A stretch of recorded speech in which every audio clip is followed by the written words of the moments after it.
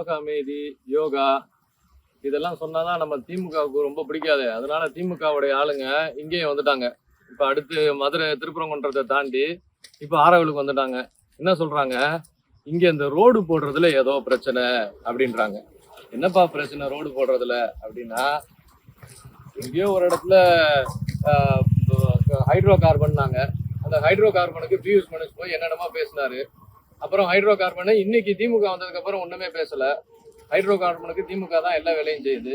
இப்போ ரோடுக்கு பிரச்சனை இதான் இப்படிதான் இருந்துச்சு, மண் ரோடு. இப்ப இந்த அம்மா டெல்லியில இருந்து ஒரு அம்மா வந்திருக்கிறாங்க, ஏதோ ஒரு மகராசி.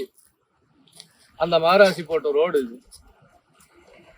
இத்தனை நாள மண் ரோடும் குப்பையா இருந்த இடத்துல ஒரு டீசென்டான ஒரு ரோடை போட்டிருக்கிறாங்க இந்த மக்களுக்காக. ரோடை எப்படி போடலாம், பியூஷ் மனுஷுக்கு திடீர்னு கோவம் வருது, ரோடு எல்லாம் போடக்கூடாது அப்படின்னு சொல்லி. ஏன்பா இப்படி தான்ப்பா நீ சொன்ன, ஹைட்ரோ கார்பன் எடுக்கவே கூடாதுன்னு அதிமுக இருக்கும் போது. அப்புறம் திமுக வந்து அதே ஹைட்ரோ கார்பனுக்கு கையெழுத்து போட்டாங்கப்பா. பியூஷ் மனுஷ் ஐயா நீ எங்கப்பா போன, நீ என்னமோ உலக அமைதிக்காக பேசுறேன்னு சொல்ற. திமுக காலத்துல எல்லாமே அமைதியா தான் இருந்துச்சாப்பா தமிழ்நாட்டுல திமுக இருக்கும்போது ஒண்ணுமே பேச மாட்டேன்ற. மாசம் காசு வாங்கிட்டு இருக்கிறாங்க நிறைய சோ கால்டு, அது பேர் என்னது, இன்ஃபுளுசர்ன்றவங்க.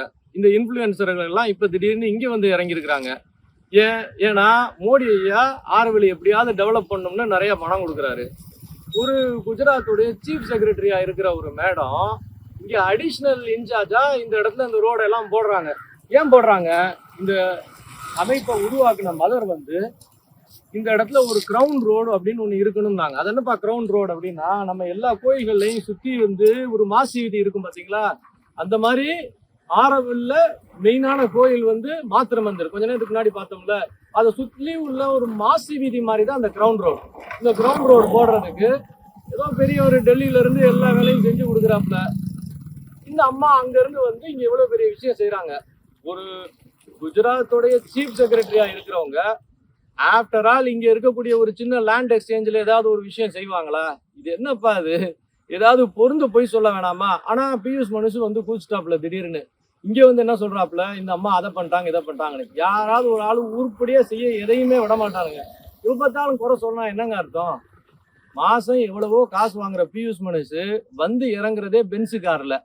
அவர் யாருக்கா வர்றாரு அப்படின்னா, அந்த வரக்கூடிய நபர்களும் பயங்கர கோடீஸ்வர கார்கள்ல தான் வந்து இறங்குறாங்க.